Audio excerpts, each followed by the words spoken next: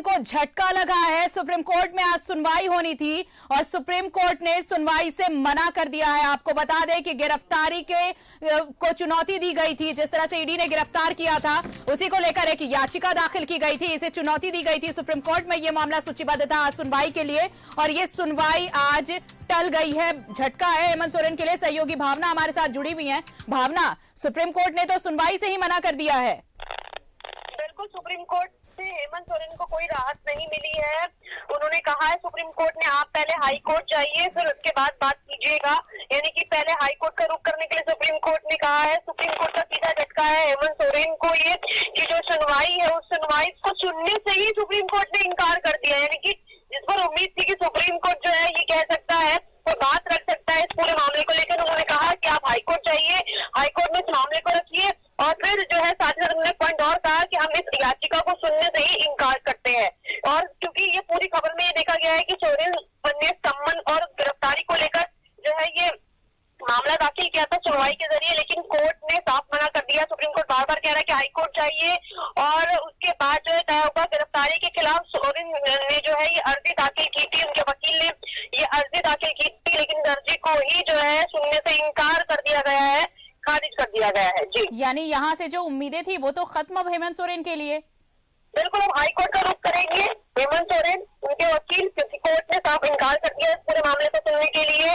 गिरफ्तारी को चुनौती दी गई थी, ईडी के मामले को चुनौती दी गई थी, लेकिन सुप्रीम कोर्ट ने साफ इनकार कर दिया है इस पूरे मामले को सुनने के लिए। और एक बात और ऐड की कि आप जाइए हाईकोर्ट की तरफ अपना रुख कीजिए, यानी कि हाईकोर्ट अब स्पष्टीकरण देगा, उसके बाद क्या होगा कि आगे क्या होना है। जी चलिए, शुक्रिया आपका भावना तमाम जानकारी के लिए। तो देखिए ये एक बड़ा झटका है। आप देखिए हाईकोर्ट में सूचीबद्ध था ये मामला, लेकिन हाईकोर्ट में पिटीशन दायर किया गया याचिका वापस लेने के लिए। उसके बाद ये कहा गया कि सुप्रीम कोर्ट में याचिका दाखिल की गई है और ये ईडी के गिरफ्तारी के विरोध में याचिका दाखिल की गई थी और अब कल ये कहा गया था कि आज 10:30 बजे ये सुनवाई होनी है। लेकिन जैसे ही वक्त आया, देखिए ये कहा गया है सुप्रीम कोर्ट ने साफ सुनवाई से ही इनकार कर दिया और साथ ही साथ हाईकोर्ट जाने को कहा। और देखिए अब हाईकोर्ट जाना होगा, हाईकोर्ट में यह याचिका दाखिल करनी होगी। यानी कि जो एक राहत की उम्मीद की जा रही थी सुप्रीम कोर्ट से, वहां पर सुनवाई ही नहीं हुई। तो एक झटका हेमंत सोरेन के लिए।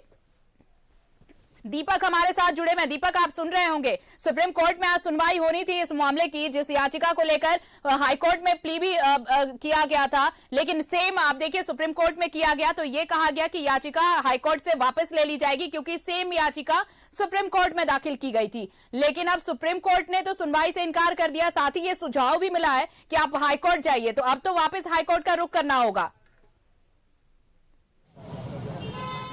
जी बिल्कुल, देखिए हेमंत सोरेन की जो गिरफ्तारी हुई और उसके बाद जो है झारखंड हाई कोर्ट में जो समन जारी किया गया था ईडी के द्वारा, उसके खिलाफ जो है हाई कोर्ट में याचिका दायर की गई थी। और फिर कल जो जानकारी मिली कि हाई कोर्ट को जो है वो रिमूव करने की जो है मांग किया गया। या इसलिए भी क्योंकि सुप्रीम कोर्ट में जो है वो वहाँ पे याचिका दायर की गई थी, हेमंत सोरेन की जो गिरफ्तारी हुई थी उसको चुनौती दिया गया था। और अभी जो सबसे बड़ी खबर सुप्रीम कोर्ट से निकल कर आ रही है कि सुप्रीम कोर्ट ने उनकी याचिका को सुनने से इनकार कर दिया और झारखंड हाई कोर्ट में जो है वो जाने के लिए उन्हें सुझाव दिया है। तो अब जो है कि हेमंत सोरेन के पास से रास्ता बचता है कि वो झारखंड हाई कोर्ट में वो जो याचिका जो पहले से दायर की गई थी जिसे रिमूव करने का जो है आग्रह किया गया था, तो हो सकता है कि उसी पर जो है जो अगला डेट जो निर्धारित की जाएगी उस पर सुनवाई होगी। और उसके बाद जो एक सीढ़ी जो बनता है, चूंकि लोअर कोर्ट से हाई कोर्ट और हाई कोर्ट के बाद सुप्रीम कोर्ट, तो उसी हिसाब से जो है हेमंत सोरेन को आगे बढ़ना होगा। लेकिन उससे भी एक सबसे इम्पोर्टेंट बात यह है कि जिस तरीका से 31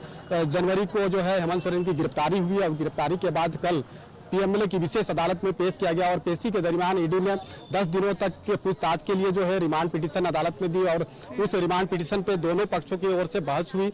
ईडी की तरफ से भी बहस किया गया और बचाव पक्ष यानी कि हेमंत सोरेन की तरफ से भी बहस हुई और उसके बाद फैसला जो है सुरक्षित रख लिया गया है, यानी कि सुनवाई पूरी हो गई है। तो अब जो है आज के जो तिथि निर्धारित की गई है आदेश के लिए, तो आदेश के बिंदु पर आज सुनवाई होगी और अब देखना होगा कि क्या कुछ आदेश जो है पीएमएलए कोर्ट से आता है।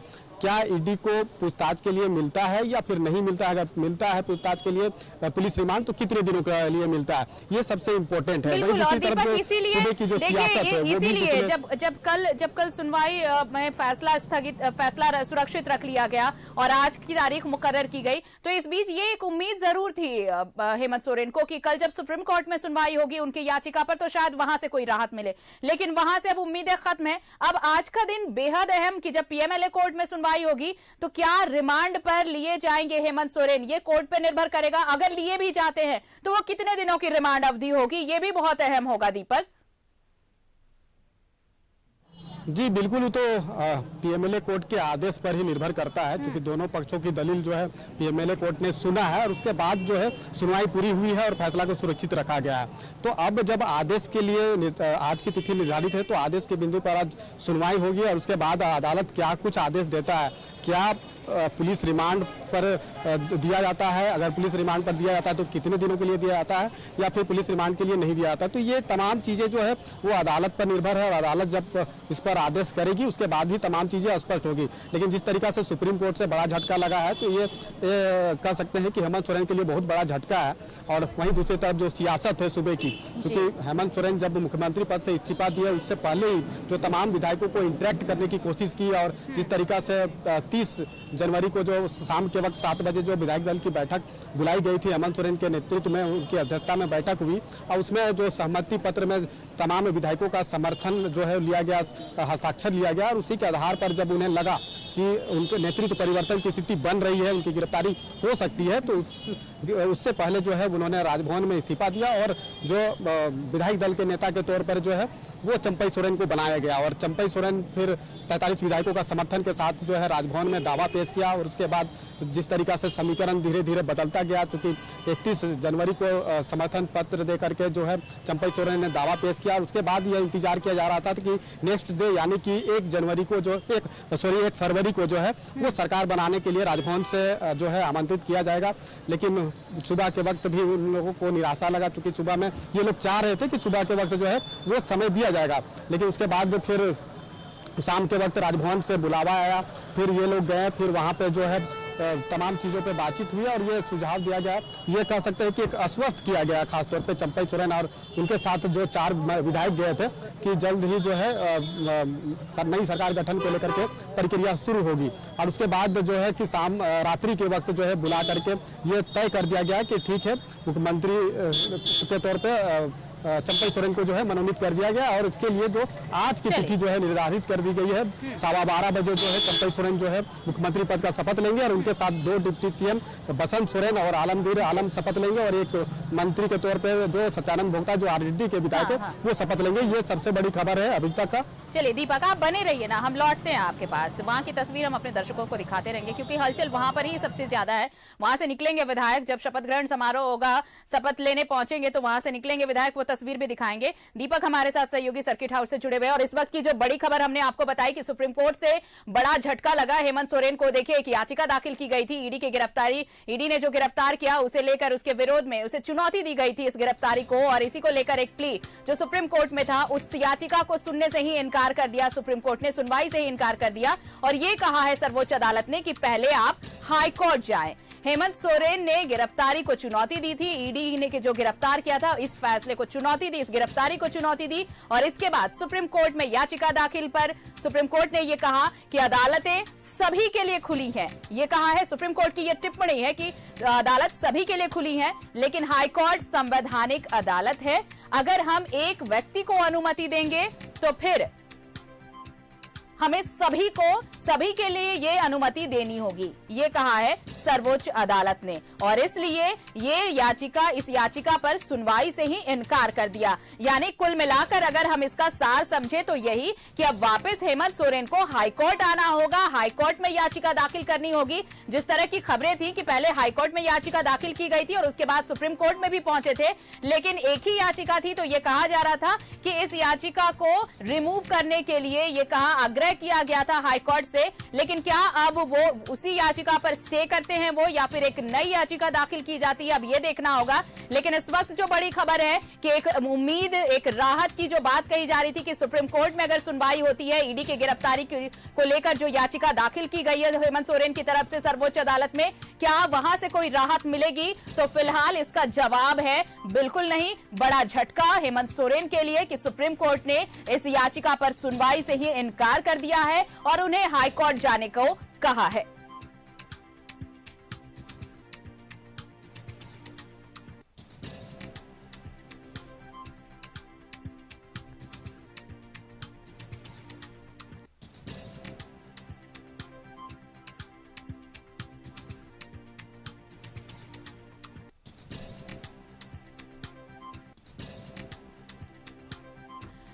तो देखिए सुप्रीम कोर्ट ने जो टिप्पणी की है इस याचिका पर, जो गिरफ्तारी को लेकर याचिका दाखिल की गई थी, ईडी के गिरफ्तारी के विरोध में ये याचिका दाखिल थी, इसे चुनौती दी गई थी और उस पर सुनवाई से इनकार किया है। भावना हमारे साथ जुड़ी हुई है। भावना, सुप्रीम कोर्ट ने सुनवाई से तो इनकार किया ही, साथ ही टिप्पणी भी की है और बड़ी टिप्पणी है, और मुझे लगता है कि ये जो टिप्पणी सर्वोच्च अदालत ने सभी के जो जनता जिसके लिए अदालत खुली हुई है उनके लिए ये टिप्पणी है कि अदालत सभी के लिए है, किसी एक शख्स के लिए तो है नहीं। देखिए सुप्रीम कोर्ट ने एग्जैक्ट क्या कहा है वो हम आपको बता दें। याचिका सुनने के दौरान जब ये आज जो है समय तय किया गया था कि 10:30 बजे होगी और 3 स्पेशल जजों द्वारा इस पर सुनवाई होगी, यानी कि 3 स्पेशल जो एक बेंच होगी, 3 जजों की एक बेंच होगी, वो सुनवाई करेगी। तो क्या कहा गया है वो एग्जैक्ट दर्शकों को बताते चलो। उन्होंने सबसे पहले कहा है कि सीधा सुप्रीम कोर्ट में दाखिल याचिका को नहीं सुन सकते हैं, यानी कि डायरेक्ट अगर कोई याचिका जो कि गिरफ्तारी से जुड़ी है, चाहे वो कितनी भी बड़ी याचिका है, डायरेक्ट उसे नहीं सुना जाएगा। लेकिन उन्होंने कहा कि आप कोर्ट जाइए, हाई कोर्ट यानी कि झारखंड हाई कोर्ट जाइए। इसी के साथ उन्होंने तीसरी बात कही कि हाई कोर्ट जो है जल्द इन याचिकाओं पर सुनवाई करो, ये भी कहा है। यानी कि 3 बात कही गई है। पहली बात ये कि जो है सीधे, माफी चाहती हूँ, सीधे सुप्रीम कोर्ट से दाखिल याचिका को हम जो है सीधा सुप्रीम कोर्ट नहीं सुन सकता दाखिल याचिका को। दूसरा पॉइंट उन्होंने ये कहा है कि याचिकाकर्ता को हाईकोर्ट जाना चाहिए, सलाह दी है सुप्रीम कोर्ट ने कि जाइए, याचिकाकर्ता को हाईकोर्ट जाने कहा गया। तीसरा बात जो है सुप्रीम कोर्ट ने कहा है कि हाईकोर्ट जल्द इस याचिकाओं पर सुनवाई करे, यानी कि हाईकोर्ट को भी एक तरीके से ऑर्डर दिए गए हैं कि आप इस मामले की जल्द सुनवाई करें। यानी कि एक तरफ न्याय प्रणाली में जो पूरा होती है, जो पूरा प्रोसेस होता है, तो यहाँ नजर आ रहा है कि सुप्रीम कोर्ट साफ साफ कह रहा है कि आप इस पर सुनवाई कीजिए जल्दी। हाईकोर्ट को कहा क्या है। साथ ही साथ उन्होंने ये भी कहा है कि हाईकोर्ट जाइए, याचिकाकर्ता को सलाह दी कि हाईकोर्ट जाइए, डायरेक्ट इस मैटर को लेकर सुप्रीम कोर्ट मत आइए, क्योंकि ये मामला जो है बड़ा मामला है, तो जिस राज्य का मामला है वहाँ का हाईकोर्ट फैसला करे, और जब हाईकोर्ट से संतुष्टि नहीं होगी तब आप इस याचिका को सुप्रीम कोर्ट में रख सकते हैं। मतलब इस तरीके की बात जो है, यानी कि हायरार्की मेंटेन करने को कहा गया है, अगर सीधे शब्दों में हम समझे तो।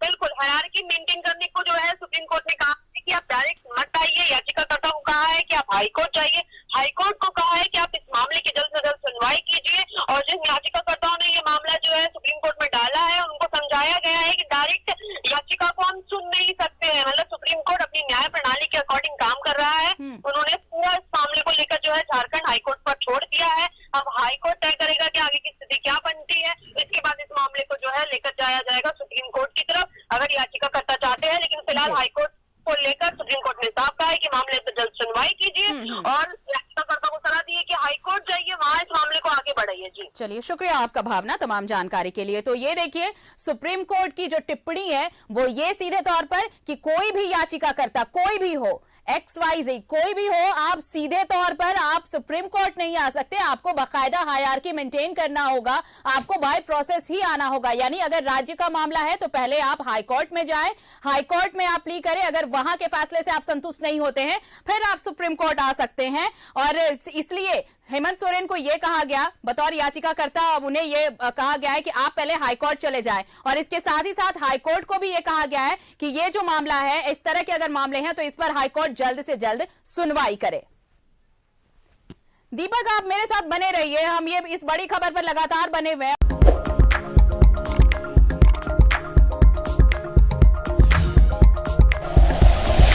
Like and share videos, subscribe करें हमारा चैनल और प्रेस करें बेल आइकॉन। न्यूज़ 11 भारत, सच है तो दिखेगा।